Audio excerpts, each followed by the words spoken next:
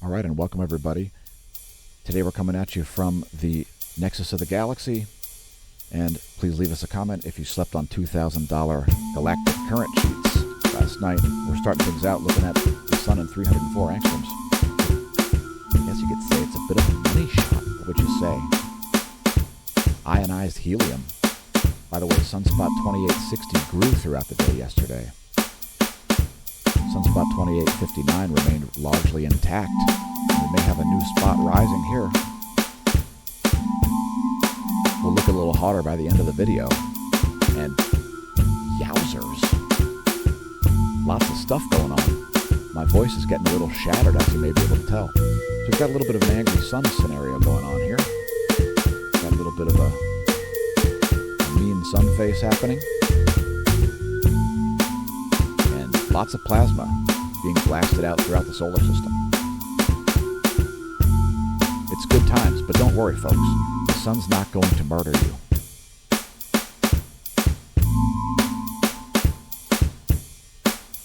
So let's take a look at some of these CMEs here. First going to Lagrange point 5 to look at stereo A. And let me move these other coronagraphs out of the way. Those aren't stereo A, that is stereo A.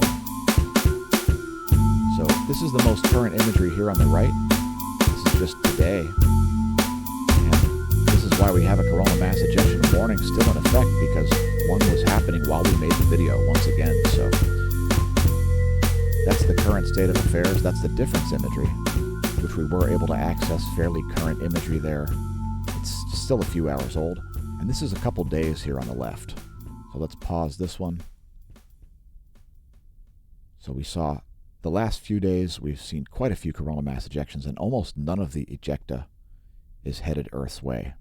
There is a CME about to arrive, and that's going to be a minor thing, as it's going to be associated with some coronal hole wind streams arriving. And I'll let this play through one time in its entirety so you can see the entire progression there. Take note of the time and date stamps down here at the bottom.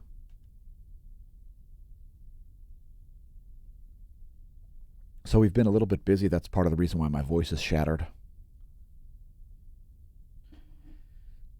And thanks for being patient with my flintiness.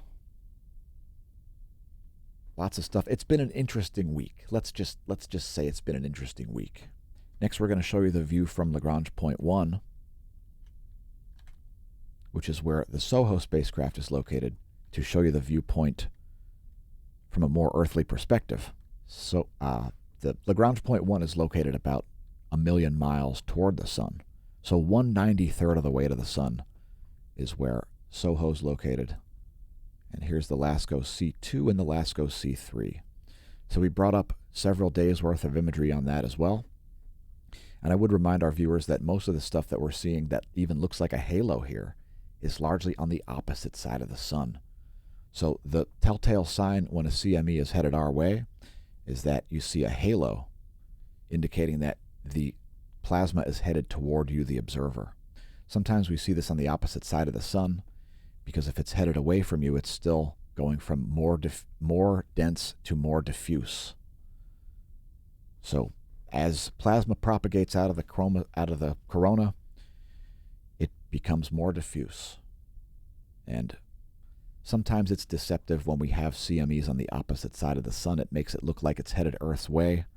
Only a very small amount of these CMEs are headed Earth's way. If any. There might be none at all. But there is another CME that's about to strike, and it's going to be a fairly, I think it's going to be a nothing burger. Let's just continue on here as we've got more spectacular imagery from the STO. So this is ionized iron here, and just a little bit of background about this imagery. When you see white, that means that there is a lot of that ionic state of iron in that location.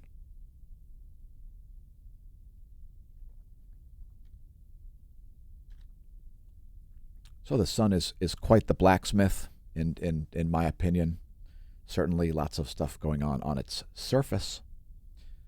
On or near its surface, as you can also see here in 131 angstroms. which is another ionic state of iron. It represents iron with a different number of electrons than 94 angstroms. I don't try to memorize these things, as I'm more interested in the underlying concepts of physics. So here's 335, another ionic state of iron. Once again, when you see the bright white, that means high amounts. And there are actually some flares on this imagery here, some C-class solar flares.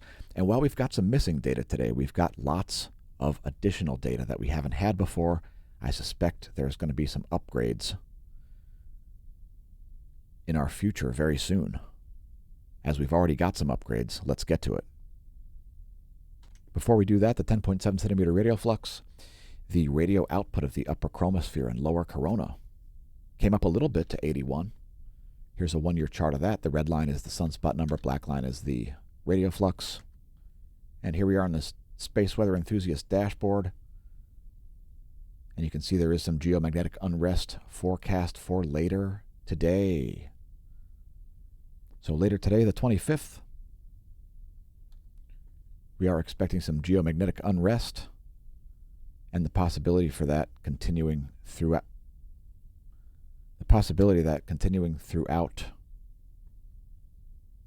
The early hours of, really throughout the next 2 days. So the timing of coronal mass ejections is pretty tough. Coronal hole wind streams are also involved in this particular regime of solar wind, and that's sort of why my forecast is for not a big impact. Anyway, let's check out seismicity very quickly. We see a significant earthquake swarm here in western South America.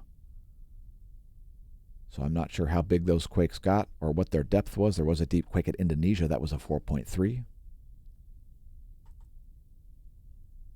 Guam saw a 5.4. Shout out to our viewers in Oceania and in the Far East. Please tell your friends and foes about our channel, as you're just as important to forecast coronal mass ejections as everybody else. Here is a 5.6 as well at Guatemala. That's one of the larger quakes of the past 24. Some shaking continuing at the South Sandwich Islands region, by far the most seismically active area in the past week. Band Sea saw a deep quake at 4.5. New Zealand saw one of the largest quakes of the past 24. That was a 5.7. I think that was the largest. And that was north of the island, likely not even felt. Fiji saw a 4.5 at depth also. That 179-kilometer depth quake occurred at 6:38 early this morning, just before we started recording our video. So looking at volcanoes next, Shivaluch continues to erupt here, 13,000-foot ash plume there. Abiko, volcanic ash not identifiable in satellite imagery. It could be erupting. We can't see it from space. Suminose Jima, 9,000-foot ash plume over the Ryukyu Islands. Luatolo, flight level 090, 9,000-foot ash plume. Samisa Pochnoi in the Aleutians. Volcanic ash has become obscured by clouds. It's probably still erupting. Revenador in Ecuador exploding, flight level 160. It's a 16,000-foot ash plume. Sabancaya exploding, 21,000-foot ash plume over Peru. And we're unable to detect Nevados de Chilean. Please don't pole vault the caldera. It could be unhelpful. Visit smashamash.com and join the Smash team. And be helpful. And help to Mensa, make Earth not suck again.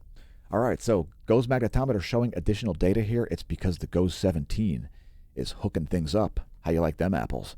Additional data there to coincide and to collaborate the magnetic, non-fabricated information. I love it. And folks, once again, the N's and M's. Now the M's are red for the GOES 16 at midnight and blue for the GOES 17 at midnight. Or the N's, which are noon, for the GOES 16 and 17. Fantastic. That's what you want to see, and we're delighted.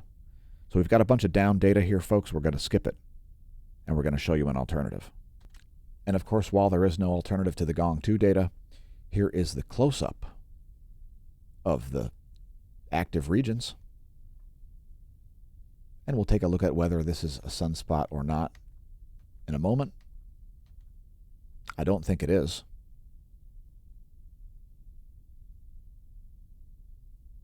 But these two are, and the likelihood of solar flares is going up. The likelihood of coronal mass ejections remains, which is why our coronal mass ejection warning remains. So here's some more data for you. And you can see the flare probability going up here. That's a computer generated based on things like fields and amount of umbral area. Detected sunspot groups, you can see sunspot 2860 and sunspot 2859. No group detected back here. I don't think it's a sunspot. Here's a little more. And we've blown this up full size to give you some insight into the appearance of these sunspots. It looks like 2859 has become an alpha class or is about to become an alpha class, as I only see one major umbra. I think the trailing umbrae there are looking weak. This one here is quite the opposite. This has got very strong umbrae of both fields. It's a solid beta class sunspot group. Geomagnetism, KP index currently at 3, as we're seeing a weak coronal hole wind stream already arriving. And here's the X-ray flux. Just had a C-class flare earlier this morning, and the 2 C-class flares associated with yesterday's intense and massive coronal mass ejection. No proton strikes, and that's pretty much what we've been saying. Not expecting any, actually. Let's go to the real-time solar wind. So here you can see this weak coronal hole wind regime. You can see a slight dip in the solar wind density, accompanied by a slight increase in the solar wind speed and a change in the temperature. That's very typical of a coronal hole wind stream. So there's the signal, and it's a pretty weak coronal hole wind stream, as those weren't particularly defined coronal holes. And let me just press refresh and make sure we have all the data there. Well, the most current data that we've got, yep, that's fine, whatever. Current solar wind density, just over 9 protons per cubic centimeter. Nominal levels, solar wind speed, 358. And it got a little bit over 400 there at the peak of the coronal hole wind stream. It's already subsiding. It wasn't from a particularly defined coronal hole, but anyway, there it is. Let's look at the geospace. You're looking at you're looking at me learning to speak English. Magnetohydrodynamic pressure here around Earth's magnetosphere. And we see pretty homogeneous pressure here, a pretty normal looking bow shock region. Pretty normal looking everything, and quite homogeneous pressure over the past 4 hours, the time frame depicted in this imagery. And we don't want the video to be too long, so I just advanced that. Nothing too crazy going on there. Here are ground magnetic perturbations, primarily driven here by the slight increase in the solar wind speed. There was also earlier a shift from a negative BZ to a more neutral BZ, and that will make less geomagnetism. We do see some pulses here. So this is this little pulse here coming out of like the Philippines. That's a little anomalous. Never quite seen one like that. We've also got some ionosphere anomalies, so that's the sort of thing that you would expect to see here if the space weather modeling framework is working correctly, which it appears to be.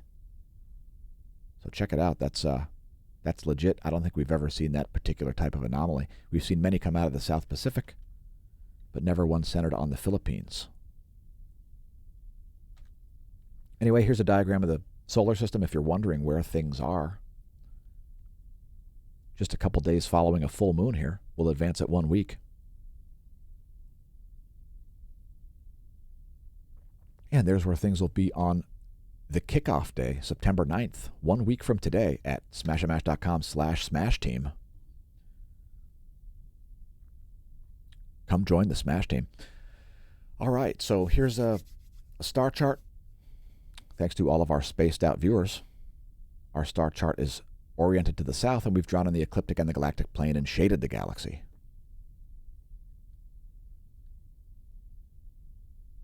And we've got a gibbous waning. Today's cosmology segment's postponed. We may make one, we may not. It depends on what else is going on. It's been a little bit shall we say, busy here at the Smash News Network. What's that? I have to do a cosmology segment anyway. Well, okay, who's going to argue with you, Sagittarius A-star? You're cute. You want to be off camera? Fine. Fine, Mr. Important Sagittarius A-star. All right, so today's cosmology segment will be brief. It's part of the daily space weather video. We would invite everybody to join the Smash team. The video can't continue till you join the Smash team. I'm just kidding, folks. Our official kickoff is next week. Join us for that. Check out our forum. We just recently updated that with 2021 year of what? smashamash.com/forum. Today's random number is 31, and it's an interesting object at the Neil Gehrels Swift Bat X-ray Observatory. So this is a cool one. I was stoked that our random number generator selected this one today, PMNJ0100+745. I know it's a catchy name that you've all memorized, so please let's recite it aloud. J00. Yeah, I didn't remember. Anyway, here are the hard X-rays from it over the past 30 days. You can see it's a pretty variable source, and when you find out what it is, you won't be surprised. It's a blazar, and it's a really weird blazar because it is listed as a radio source. Why? Because it's totally dark and optical. So check it out. Here it is in optical, and what do you see there? A heapin' helpin' of nothing. Would you like fries with that? Would you like fries with your heapin' helpin' of nothing? So yeah, showing up as nothing in optical frequencies. When we look at it in radio, it's there. So there you go. Probably a very distant galaxy, which has a radio jet, which is somehow offset to the point where it's able to send radio down the jet, as blazars are active galactic nuclei with the active galactic nuclei's jet oriented toward you, the viewer. So let's see if it shows up in gamma. Well, I see a blue spot.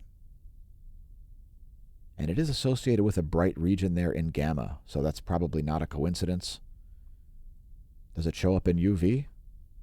Nope, not really. Pretty much no signal there.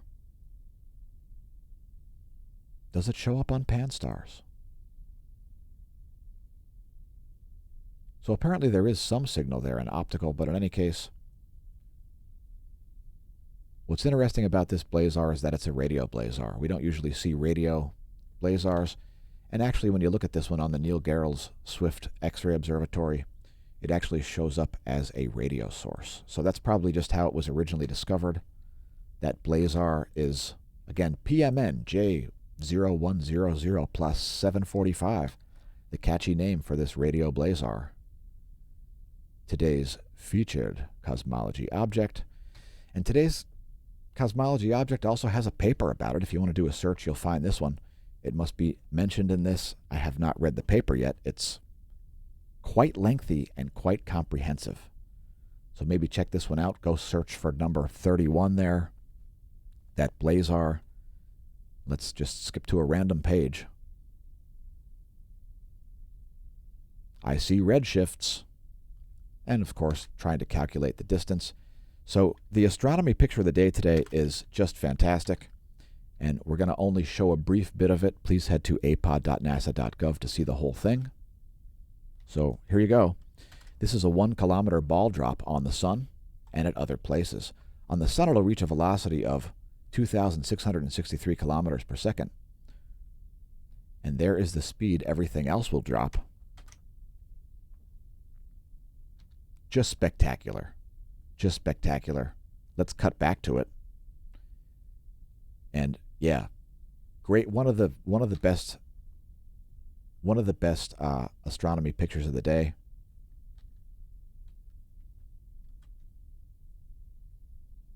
Just splentacular.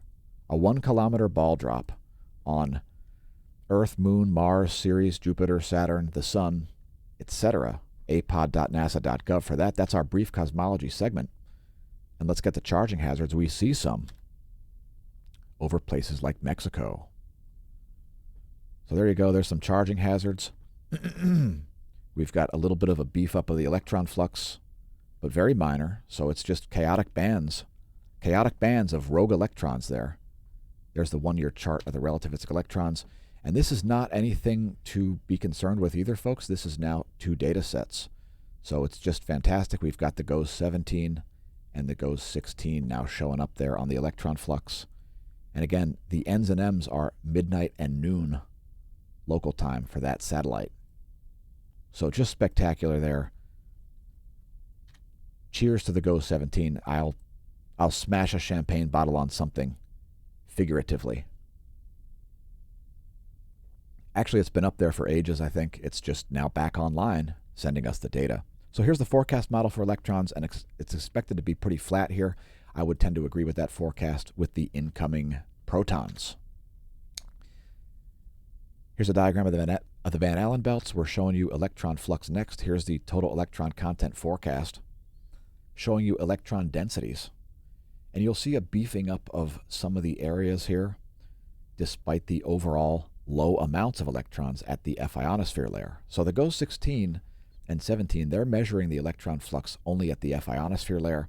This is the whole air column, which includes the inner Van Allen belt and the entire space up to a GPS satellite, which are geosynchronous satellites that orbit very high at tens of thousands of miles of altitude.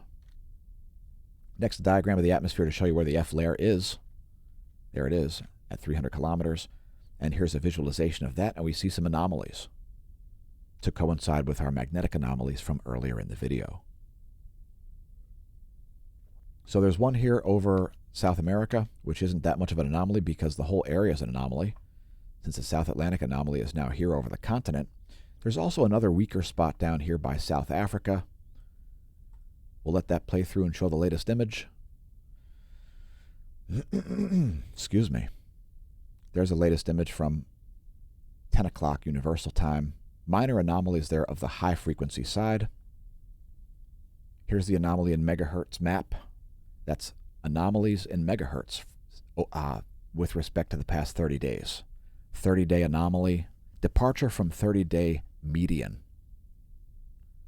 So you can see primarily high-frequency anomalies at the moment and some low-frequency anomalies around the South Atlantic one.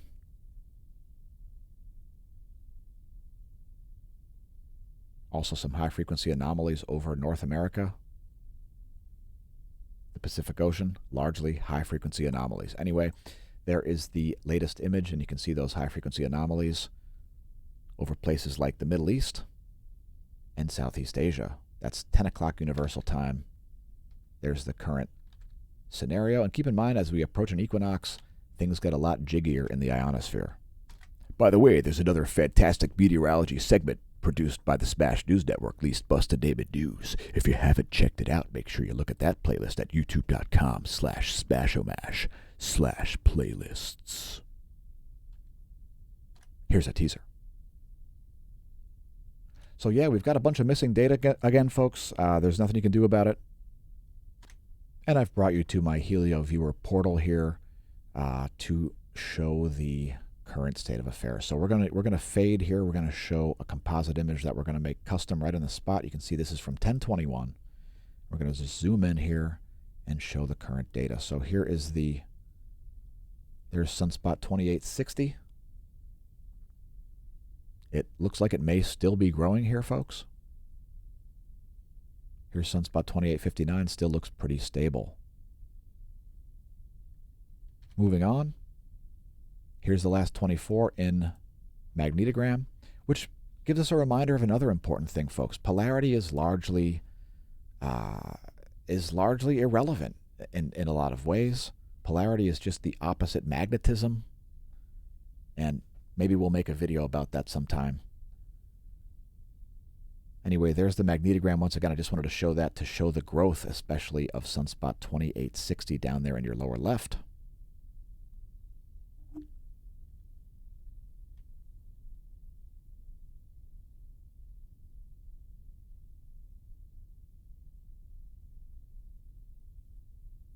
And here's some more absolutely spectacular imagery of the closest star. Before the alerts, if you didn't see our video yesterday, check out our Daily Space Weather Supplemental. This is a composite 304 and 171 angstroms.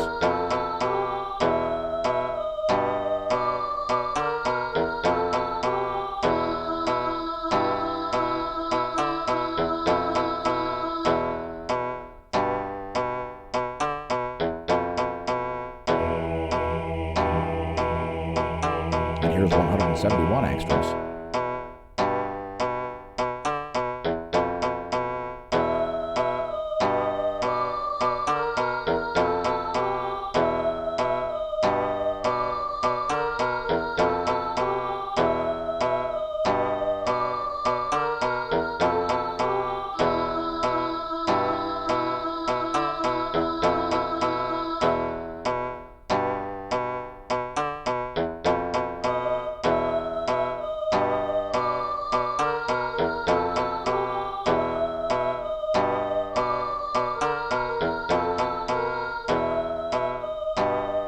So once again, thanks for tuning in.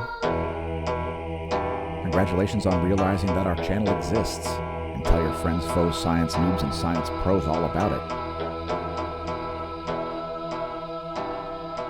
And may that solar wind be at your back.